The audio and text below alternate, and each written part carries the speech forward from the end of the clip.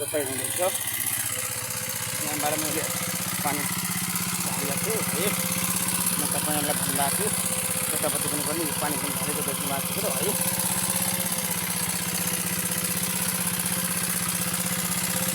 पानी हालिरहेको छ। अङ्कलले चाहिँ देख्नु भएको है।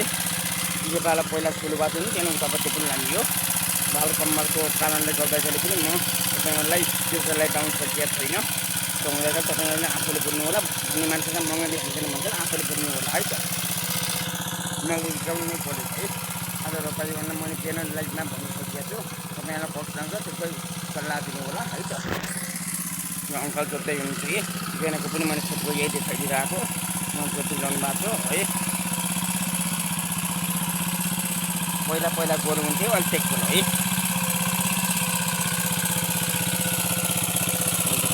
यता मकै फेरि पर्छ फेरि हाम्रो मकै होइन यो छैन। हामीले यसलाई झाबे गोलो भन्छ है। म जोत्दै हुनुहुन्छ कि देखिरहनु भएको।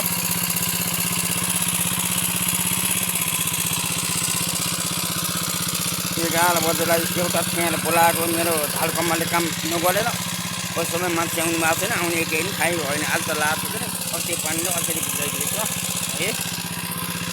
म तपाईँलाई भनिरहेको छु आज रोपाइ भनेर भनिरहेको छु। म देखाइदिइरहेको पनि छु तपाईँलाई है।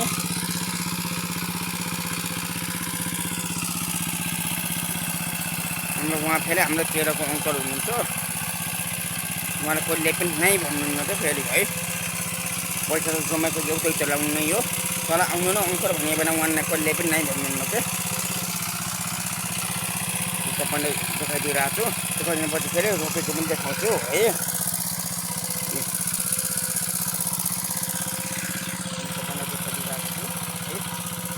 जानु होला र बल्ल सिंहले आउनु भएको छ। ल बल्ल सिंहले आउनु भएको छ है। आमाले भने अनुसारले बल्ल आउँदै हुनुहुन्छ।